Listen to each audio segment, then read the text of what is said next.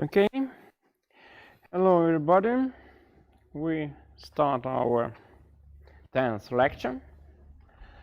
So, section 10.1, the Cauchy sequences.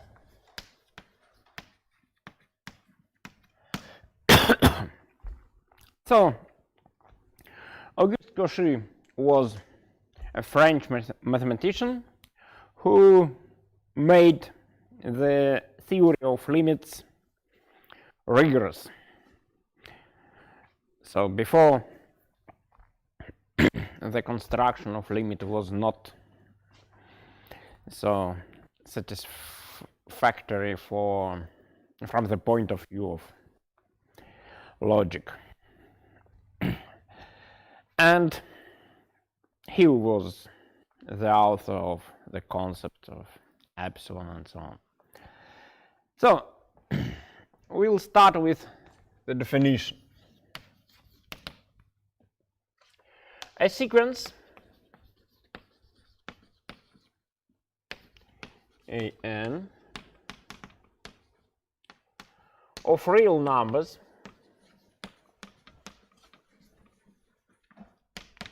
is called a Cauchy sequence.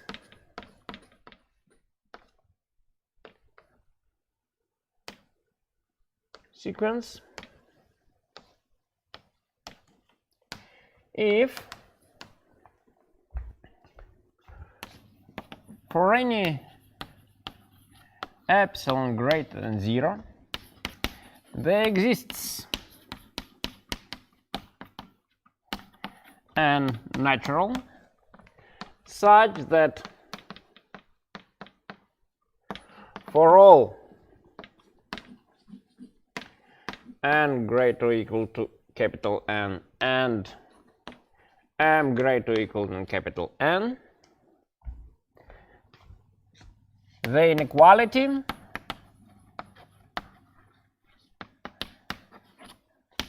an minus am less than epsilon holds. So in quantifiers that is like that. There exists natural n such that for all n greater or equal than capital N, all m greater or equal than capital N, modulo am n minus am less than epsilon. So equivalent definition, that is just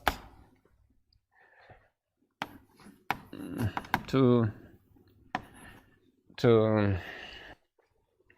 sometimes it is slightly easier to use another definition, so it depends on the situation. A sequence an and from 1 to infinity of real numbers is called a Cauchy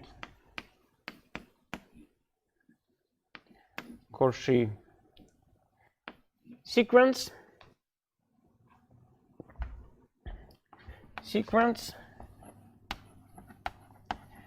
If for any epsilon greater than 0 there exists an natural such that for all n natural n and p natural, the inequality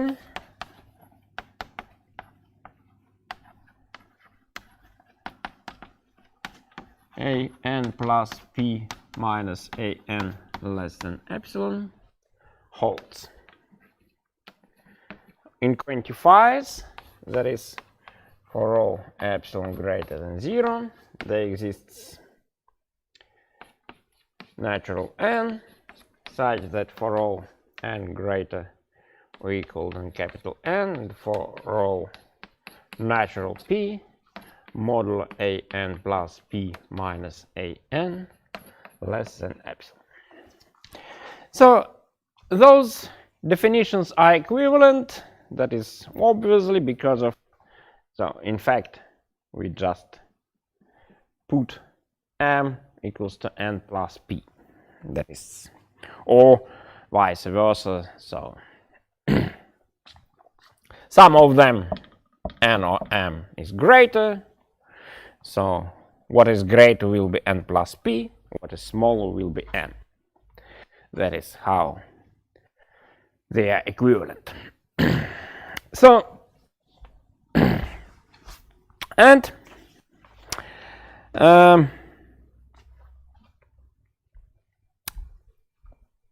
what is mean of the Cauchy sequence? It's something like gluing together of members of our sequence. So the limit attracts members of a sequence. Now we have no idea about the existence of the limit. We don't know if it exists or not. And nevertheless, we can observe some behavior of members of the sequence, namely, they attract to each other. So the distance between them is small and smaller, or sufficiently large. The distance between two different members is very small. So, and in fact, it is equivalent to convergence, but it is not so obvious, and we'll split the proof of this fact into 3 assertions. So the first theorem: every convergent sequence is a Cauchy sequence.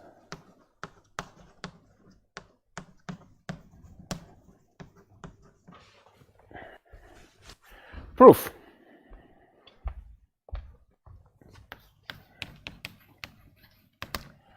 So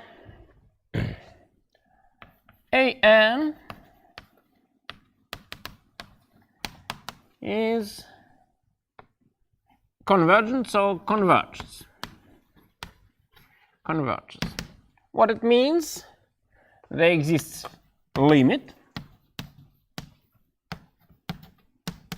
equals to, let's say, L, real number, and by definition, it means that for arbitrary epsilon greater than 0, we can indicate number n natural such that for all n greater than n, we have the following inequality: an minus L less than epsilon in models. That is the definition. Now, it means that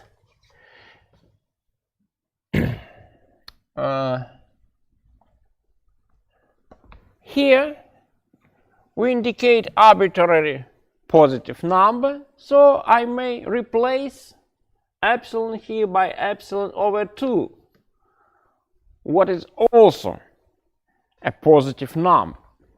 Then it means that for arbitrary n greater or equal than n plus 1, right? And for arbitrary m greater or equal than n plus 1, we have two inequalities, a n minus l less than epsilon over 2 and a m minus l is less than epsilon over 2. Then by triangle inequality we deduce by triangle inequality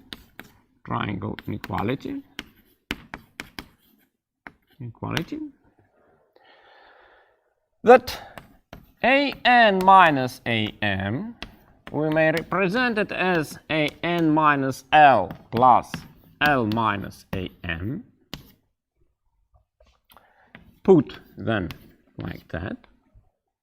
So this is less or equal than an minus l plus l minus am,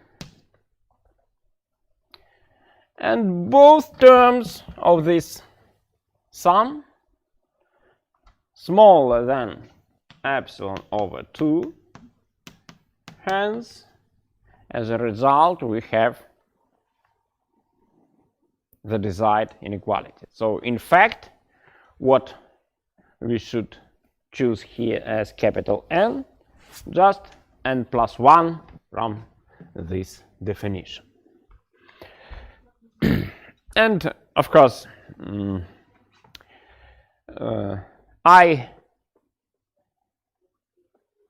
used here another sign of inequality. You see in the definition of the limit I used greater, and here greater or equal. And that is not essential, in fact. This is not essential. And yeah.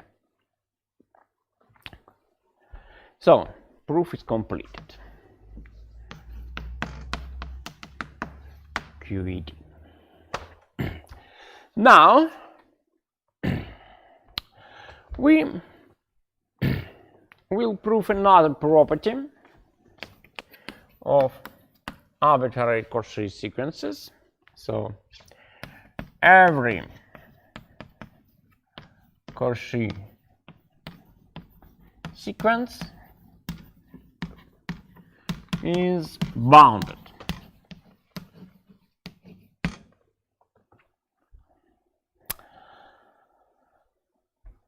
Again, what is the proof?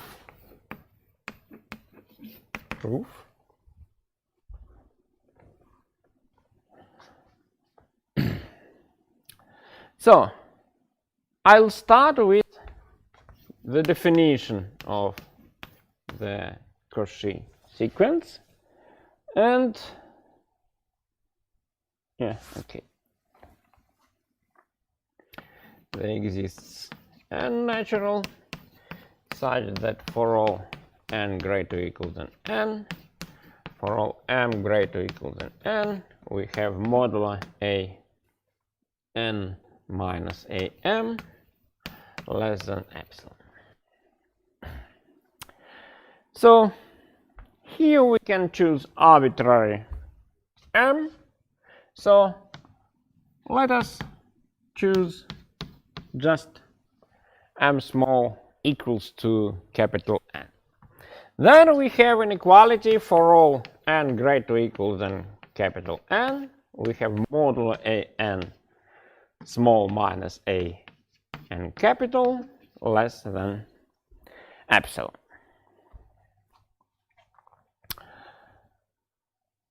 And we can do it for arbitrary epsilon, so let us choose epsilon here. Epsilon equals to 1, right? So this capital N is chosen from epsilon equals to 1, hence this is just 1. Now, put capital M equals to maximum of all numbers modulo a1, modulo a2, and so on, modulo A capital N minus 1 and modulo AN plus 1. So we have finitely many numbers, non-negative, and obviously we can choose maximal number among them. So then what we have? If the index I is from 1 up to capital N minus 1, I is in this finite set, then modulo AI is somewhere in the list, hence it is less or equal than capital M by definition. And if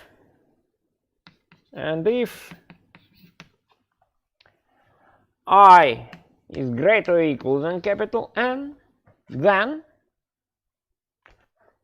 okay, maybe I'll choose here small n, greater or equal than capital N, then we have modulo AN by the triangle inequality less or equal than AN minus AN capital plus modulo AN, and for all n greater or equal than capital N we have first term less than 1, so 1 plus modulo AN, and that is again less or equal than capital M.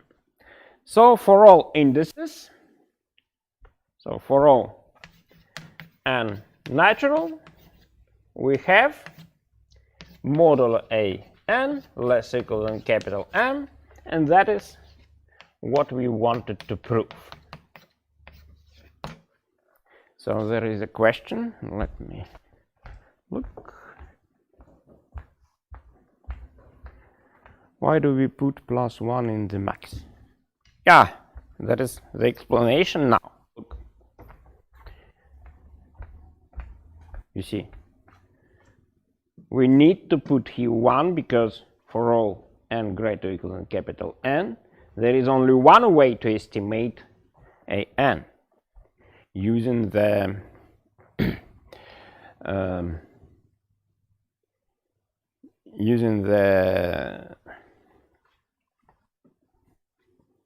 inequality which is guaranteed by the definition of the Cauchy sequence. Right? Is it okay?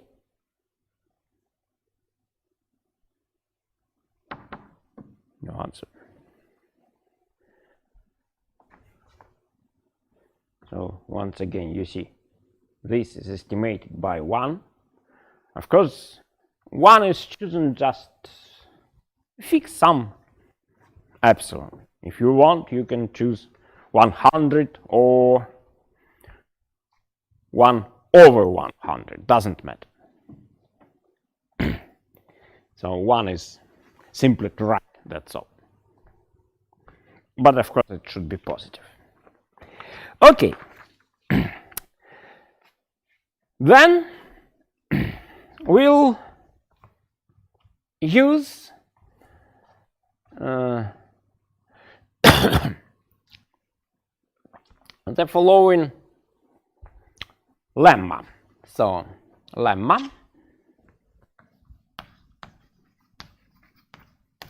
1. If a Cauchy sequence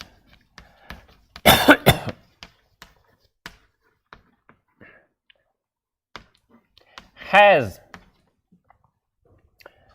a convergent subsequence Then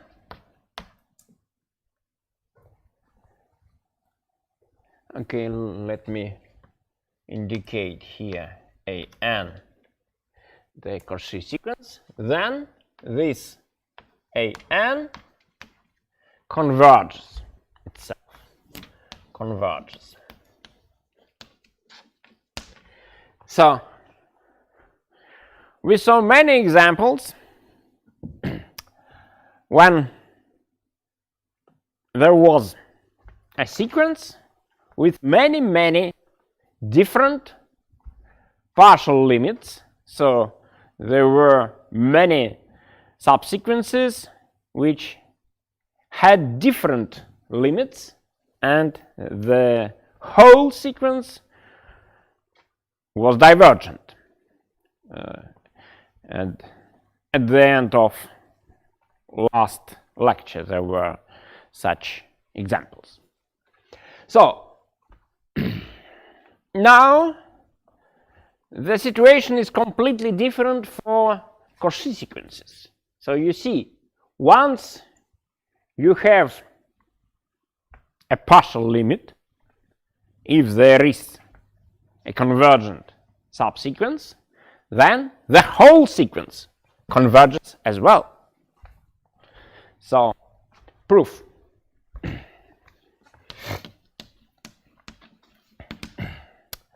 Okay, let me write firstly the definition of Cauchy sequence. AN is a Cauchy sequence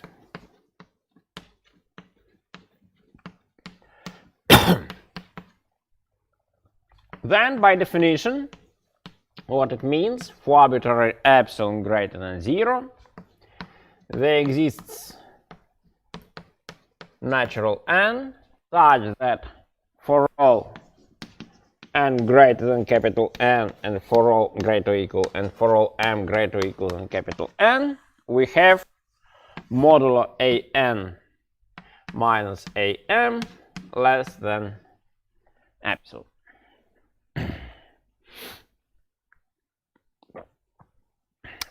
Yeah, in fact, I can choose here epsilon over 2. It's better. Then we have a subsequence. So let A and k from 1 to infinity, be a convergent subsequence of an. Right? So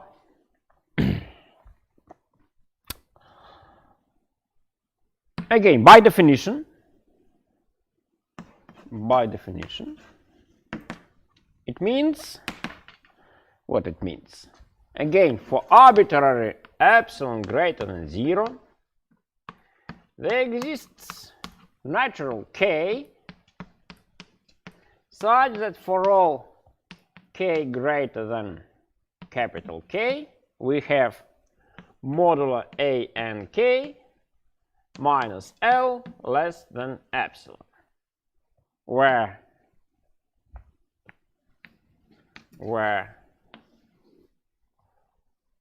L is the limit of our subsequence A and K. Okay, and let me choose again epsilon over 2. Now, look, what means subsequence? Subsequence means that nk is strictly increasing sequence of natural numbers. So nk is strictly increasing sequence of natural numbers, hence it tends to infinity.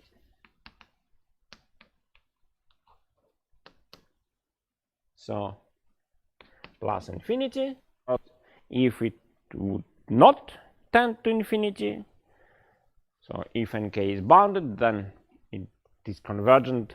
It's impossible for strictly increasing sequence of natural numbers to be convergent.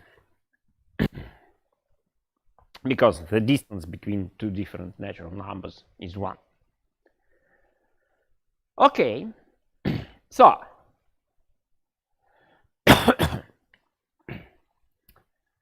nk goes to infinity, right? Hence, there exists, okay, let me choose k1 greater than k, such that nk1 is greater or equal than capital N. So nk tends to infinity, hence it becomes larger than arbitrary number. Subsequence means not convergent. Subsequence means not convergent. No, subsequence means we choose just a sequence of natural numbers as indices. So we consider not the whole sequence, but we choose some of them. That is from the last lecture. It can be convergent, it can be divergent in general, but here we suppose that there is convergent subsequence. Okay? So, then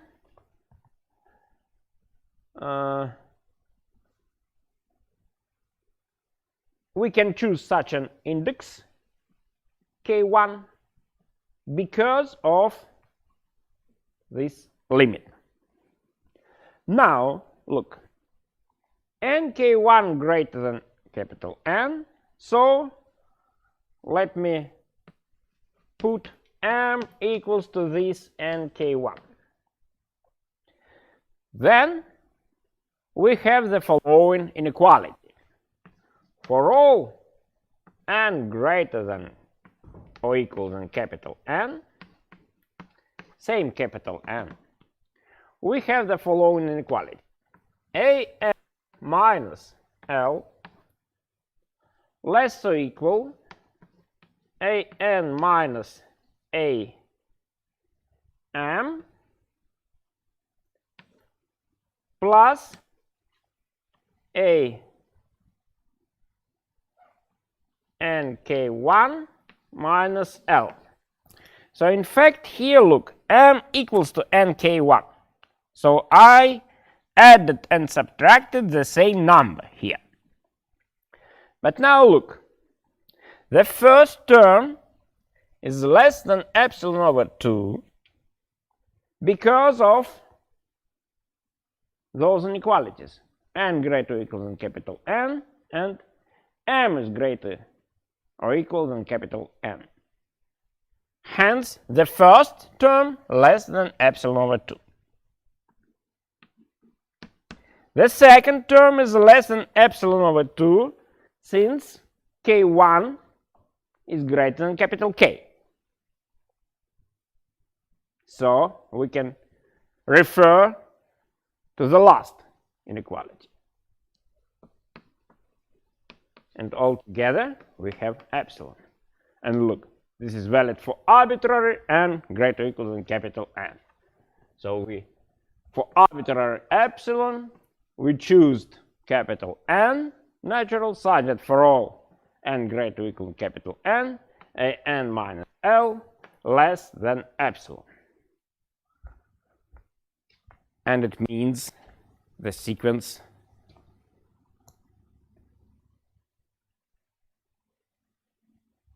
I gave a definition for subsequence.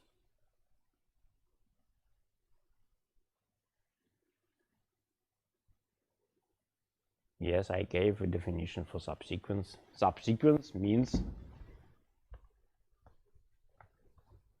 just arbitrary sequence nk, which is an increasing arbitrary sequence of natural numbers, and then this is subsequence. That's all, nothing else. What do you mean by I gave a definition for subsequence? Subsequence means not convergent. That is not true. In general, we have no idea about subsequences. I gave examples when subsequences could give as a limit arbitrary real number. I don't understand your question. I didn't say. Okay. So, yeah. And that's all. Because, look, what we wanted. We wanted to prove the convergence of the whole sequence. And what is underlined is precisely the definition that the limit of an equals to L. And that's it. Okay. Now, the last theorem, which is very important, together with, yeah, maybe I'll write it here.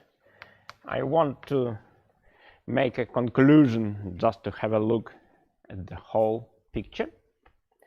Theorem 3 says that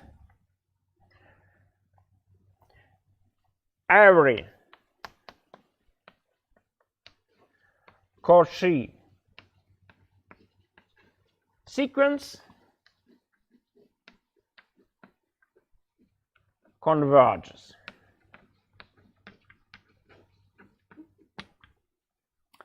Proof is very short now.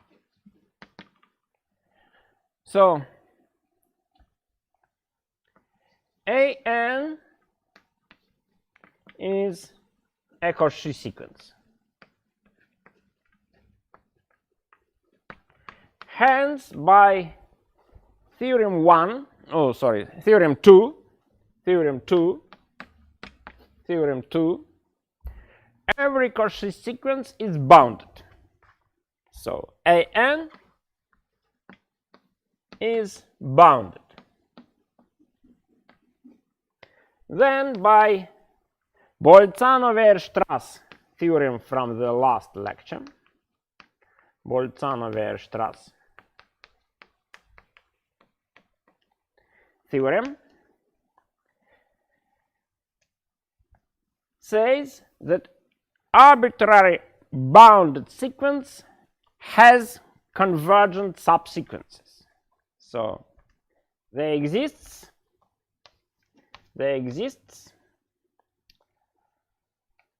convergent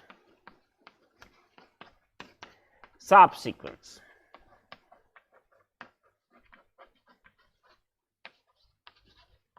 A and K. Maybe you mixed with this convergent, divergent, convergent. There exists convergent subsequence A and K. Then we have Cauchy sequence with a convergent subsequence, and by lemma 1 says AN converges.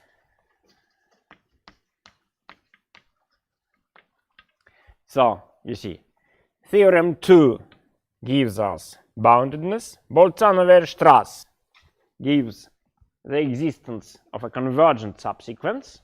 Then lemma 1 says it is convergent. So, proof is short, but you see what we need two assertions with those proofs and Boltzanoverstrasse as well. And now theorem 1 plus theorem 3, what they say? Theorem 1 plus theorem 3 is a criteria. So it means that the property to be a Cauchy sequence is equivalent to the convergence. So it means, roughly speaking, if the members of the sequence attract to each other, they glue together, then for sure there is something attracting. So there is the limit. That is the conclusion. The conclusion. In fact, this conclusion, theorem 1 plus theorem 3, is one more possibility to formulate completeness axiom.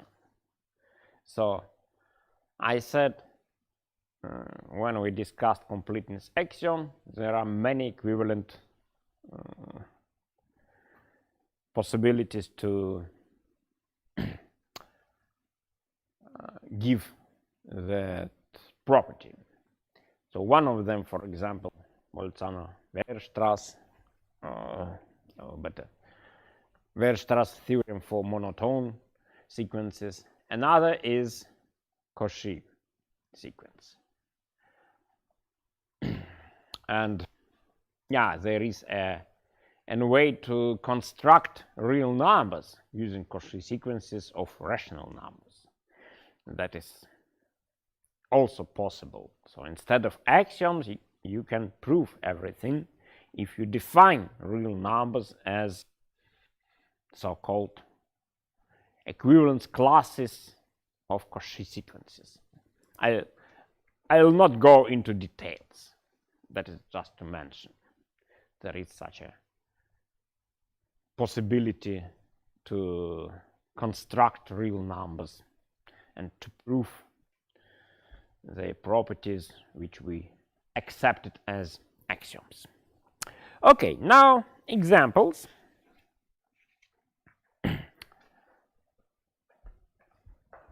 Let me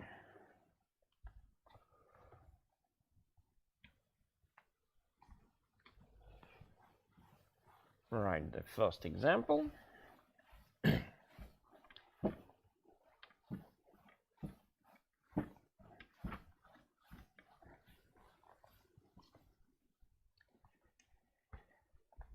Example.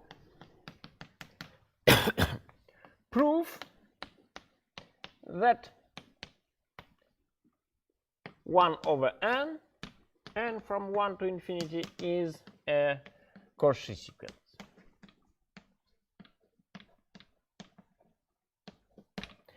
Of course, we can refer to theorem 1, in fact, right?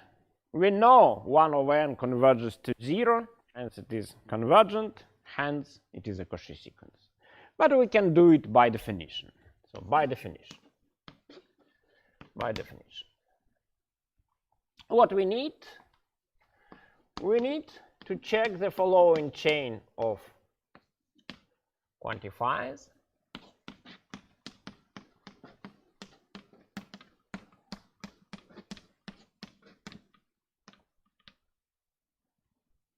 Okay, let me choose here p natural, and then 1 over n plus p minus 1 over n less than epsilon. That is what we want to check. Now look, 1 over n plus p minus 1 over n is n minus n plus p over n times n plus p. Let me put here modulus Then this is p over n times n plus p. N plus p is greater or equal than p, so less or equal than p over n times p, 1 over n, and we can choose it less than epsilon for n greater or equal than capital N equals to integer part of 1 over epsilon. Yeah, let's say plus 1 to be sure this is a natural number. That's it. Okay, let's have a break.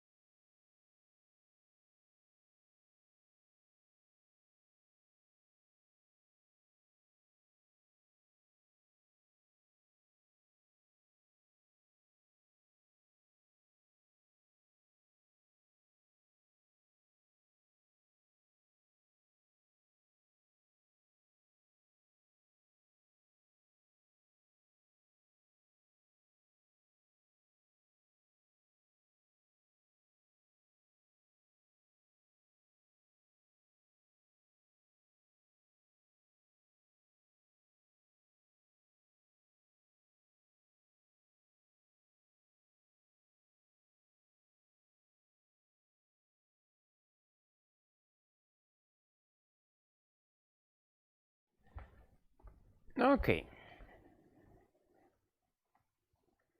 Let's continue. So, now negation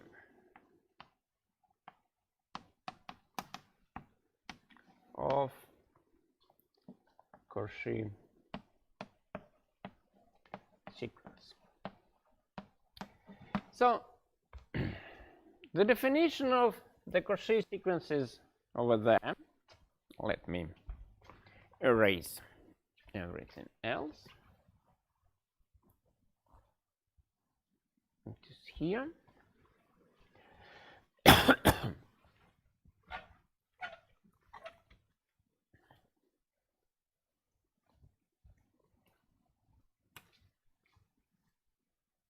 No. So that is the definition of the Cauchy sequence. So what means negation? So an is not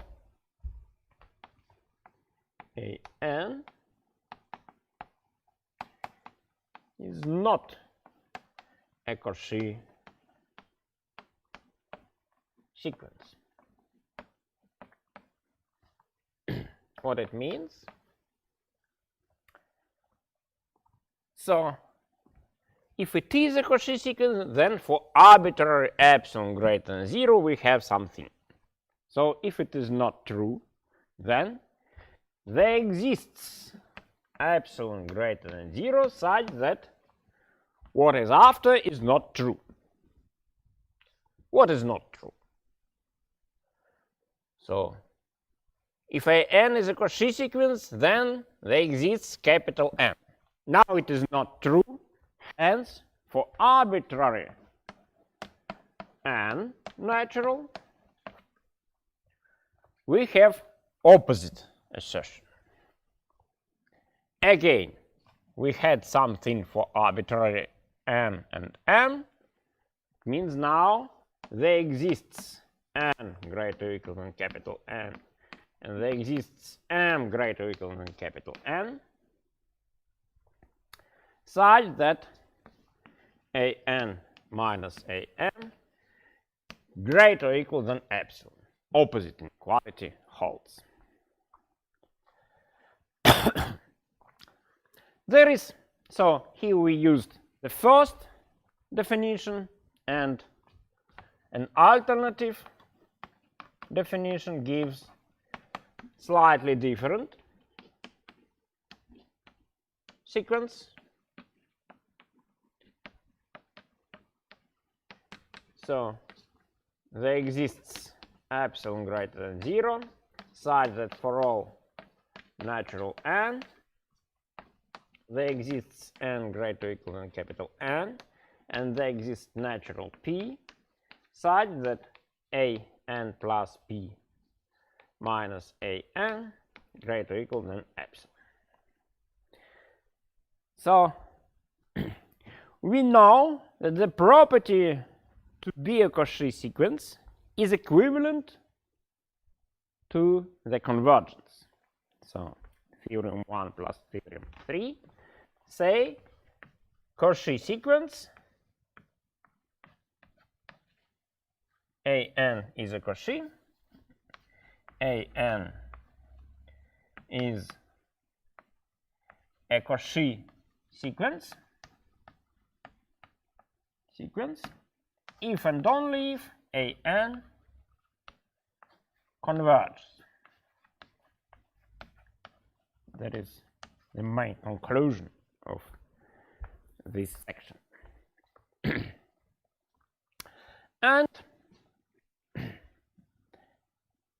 if an is not a Cauchy sequence, then it is equivalent to what?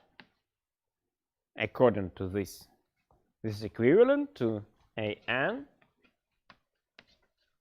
is not convergent, or it diverges.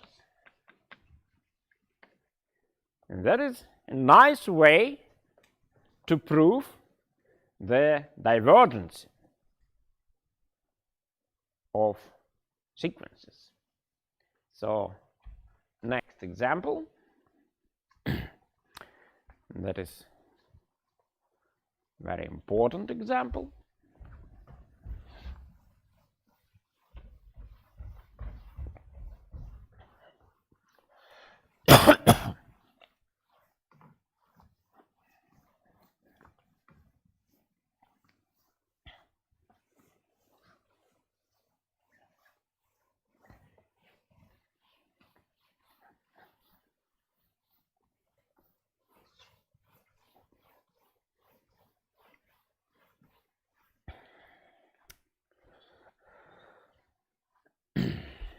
So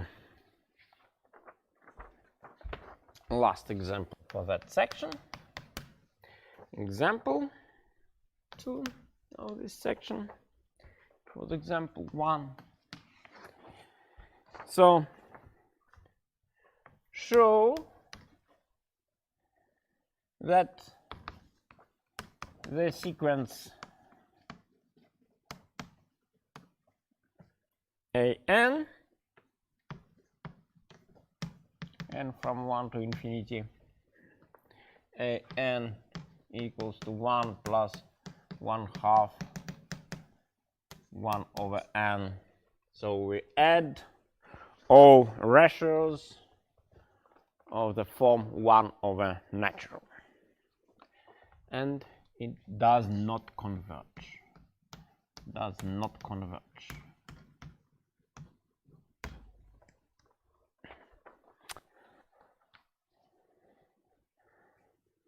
And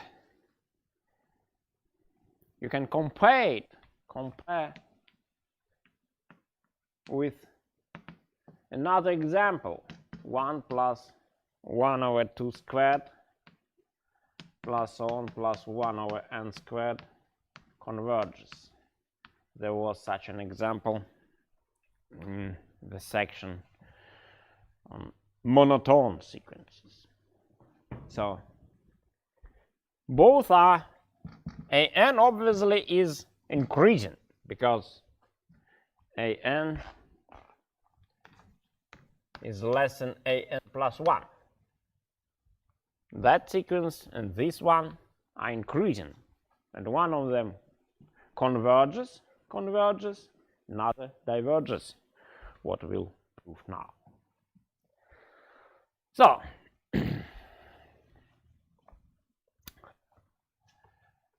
for that reason, we want to check negation of Cauchy. So I want to check there exists epsilon greater than 0 such that for all natural n, there exists n greater or equal than capital N, and there exists natural pair such that an plus p minus an less than greater or equal than epsilon. That is what we want to check. Negation of Cauchy sequence. So look,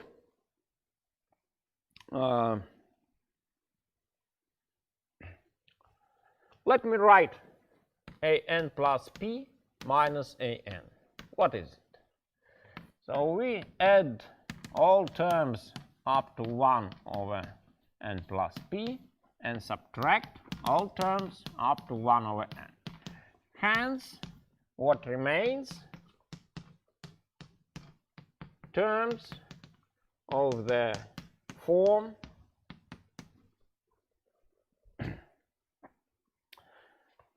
from 1 over n plus 1 up to 1 over n plus p. That is a positive number, so modulus, if you want, you may put here modulus. Everything is positive. Now, this is greater or equal.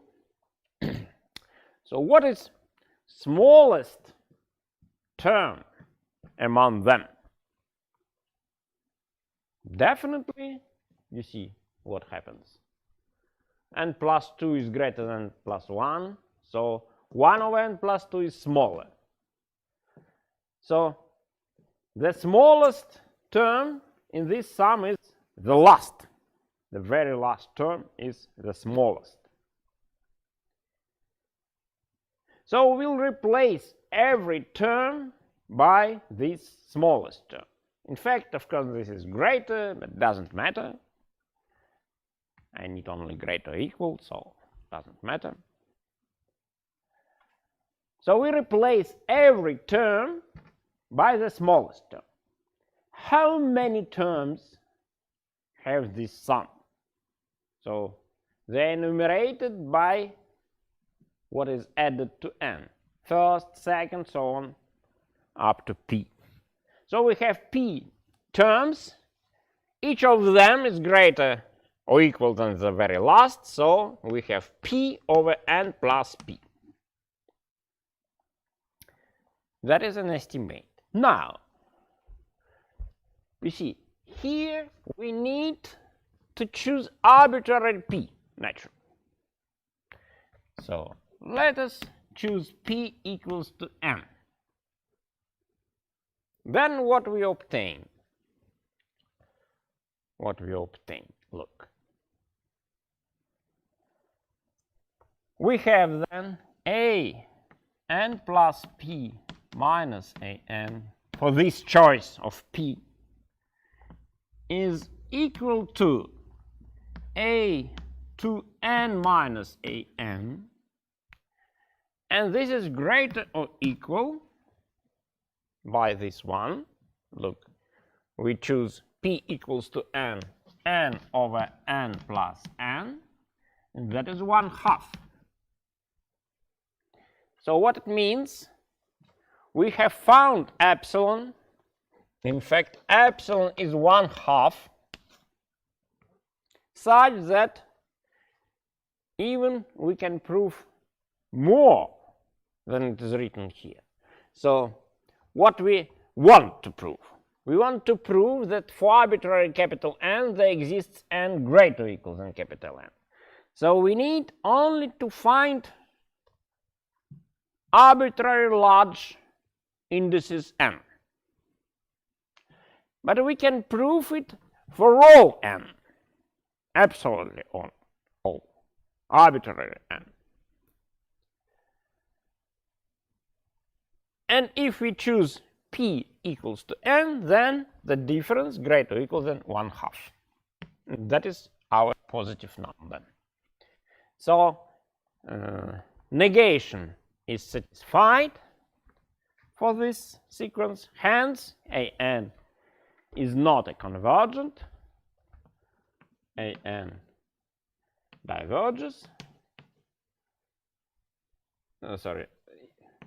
an is not a Cauchy, firstly, is not a Cauchy sequence, and hence, by that equivalence, an diverges.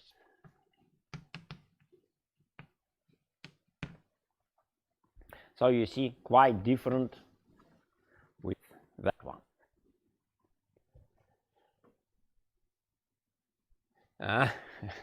How you should understand to set p equals to n. Okay, just this is very lucky observation, I would say.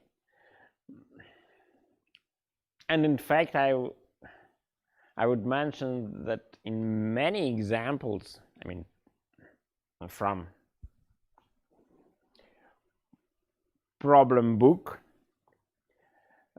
many examples, many problems, they choose just this choice, p equals to n.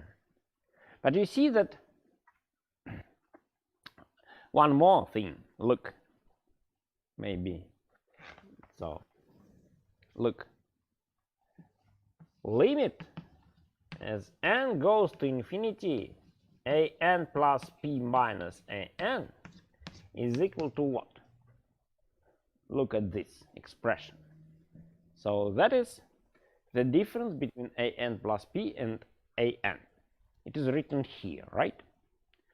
For arbitrary fixed p, for arbitrary fixed p. This, every term tends to 0. We have p terms, so we have 0. Right? So for arbitrary p natural, limit of an plus p minus an equals to 0. But nevertheless, an diverges. So at least this suggests that we should choose p cannot be fixed. P should go to infinity. And the simplest way to choose p is increasing is just to put p equals to n. That is some kind of indication. Of course, I cannot give more detailed indications. From an example, you just put and look if it works or not. That's all. Okay, that's it. Yeah. Now, next section,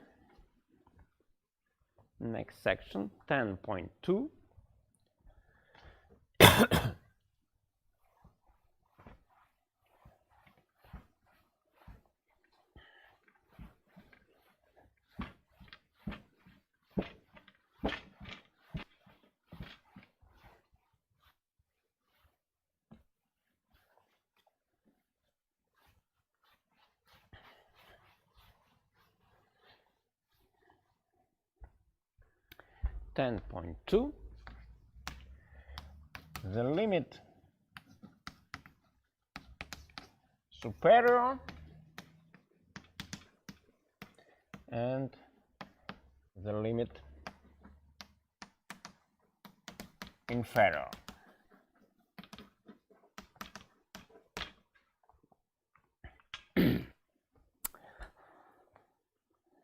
Okay.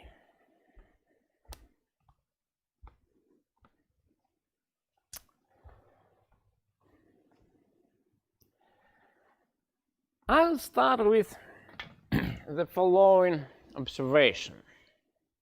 So,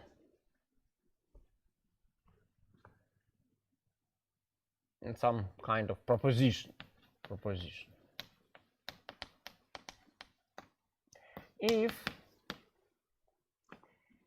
A is subset of B and B is bounded, okay, A is not empty, then supremum of A is less or equal than supremum of B. Proof.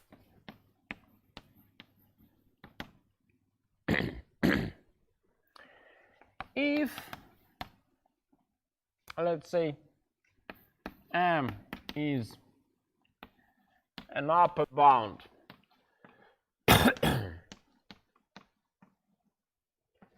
for B, then what it means? Then for arbitrary B in B, we have B less or equal than capital M, right? That is what means upper bound. M is greater or equal than everything in the set B. But then, if it is valid for arbitrary element of B and A is subset, then for arbitrary A in A less or equal than M as well, right? And it means, in particular,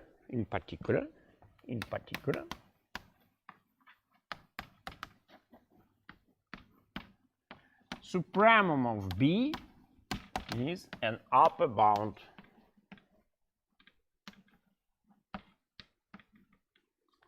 for A. And it means this inequality holds, because supremum is the smallest upper bound. That's it. Now, look. Now we consider the following sets. All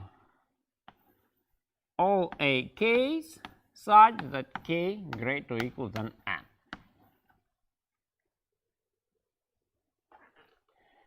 So we have a sequence.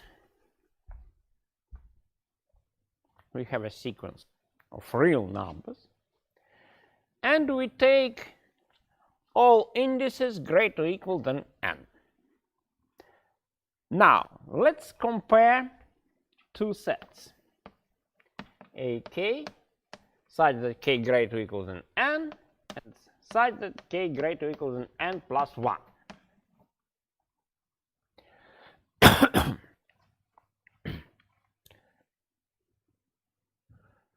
Which of those sets have more elements?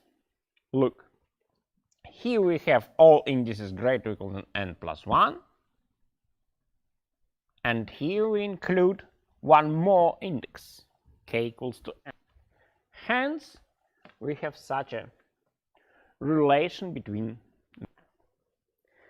So, it means that, so it was proposition 1, proposition 2,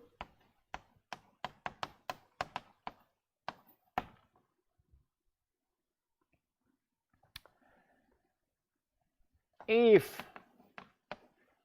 a n is bounded, then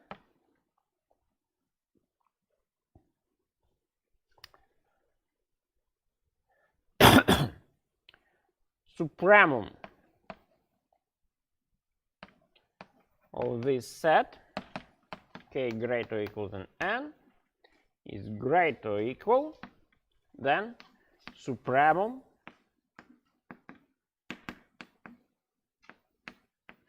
n plus 1. That is just a corollary of proposition 1 immediately. And now, so what we have, if we put Bn equals to this supremum,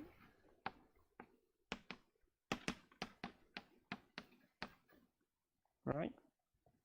So proposition follows immediately from proposition 1. That's just a particular case, taking into account that relation between sets.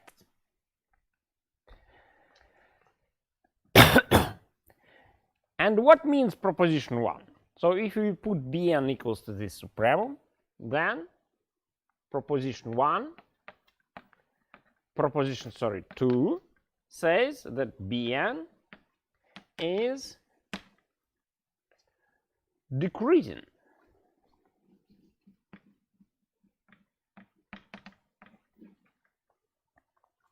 And of course it is bounded if An is bounded, right?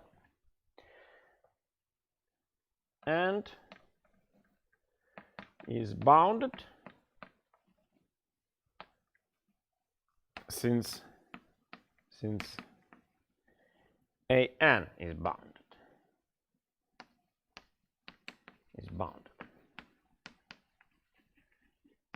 Every upper or lower bound for the set of AK will be simultaneously an upper or lower bound for Bn as well. So we have decreasing bounded sequence, hence it has a limit. Weierstrass monotone sequence convergence. theorem.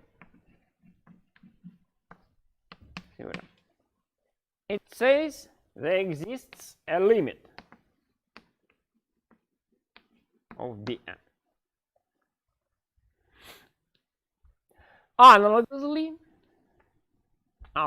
we can consider infimums and to prove that the sequence of infimums, similar infimums, is increasing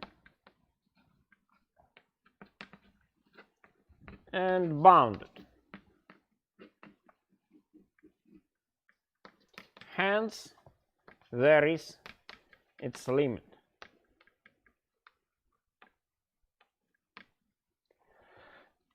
Now definition.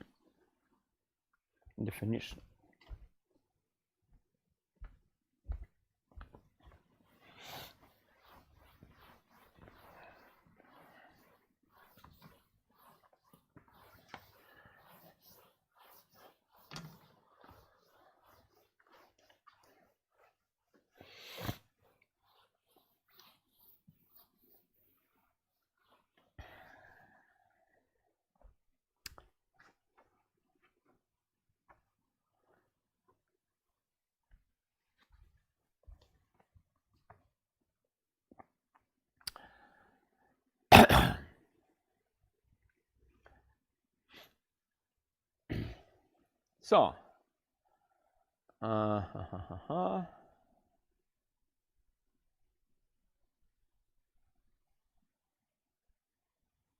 okay, definition.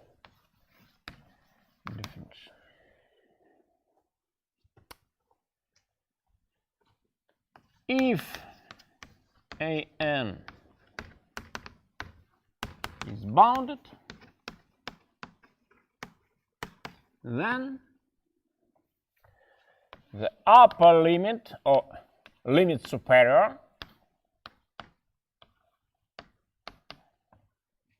there are two different notations, lim sup and upper limit.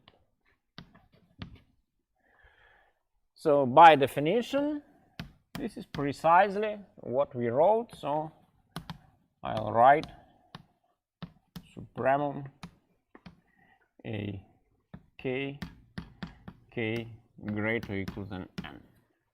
Analogously, lower limit or limit inferior.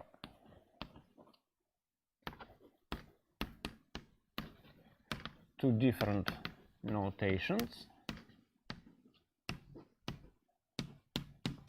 and that is limit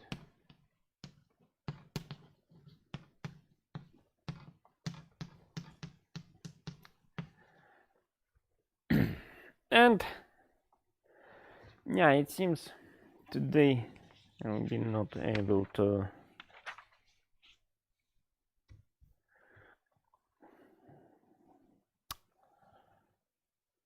prove that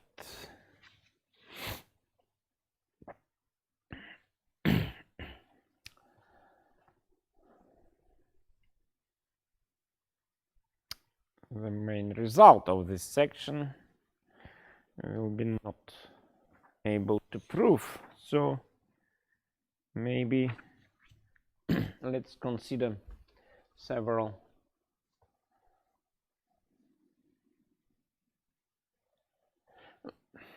maybe it's better to proceed in a different way. So this is one of possible definitions of the limit superior and the limit inferior, right? Another possibility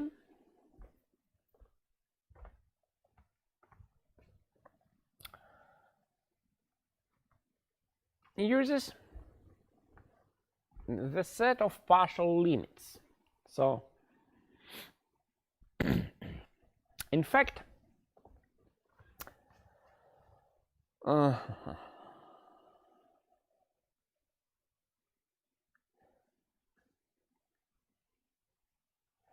maybe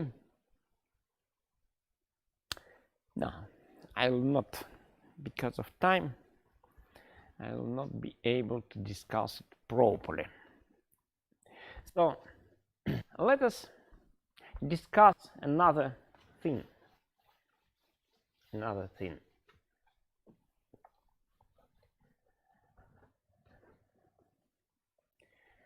So let's discuss the cases, what to do if an is not bounded above.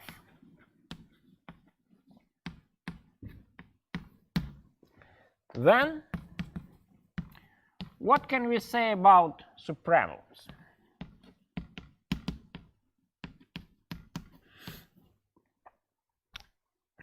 Okay, these are for every n, those sets are unbounded above. So they have no finite supremum. And it means we can accept infinite supremum. That looks a little bit strange, but this is rather natural. And then it is also natural to accept the upper limit superior is plus infinity as well.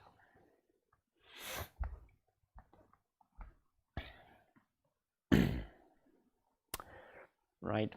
So that is such a possibility exists, right? Yeah. And analogously, if an is not bounded below, then infimum of those sets, of all those sets, is equal to minus infinity, and similarly limit infinity.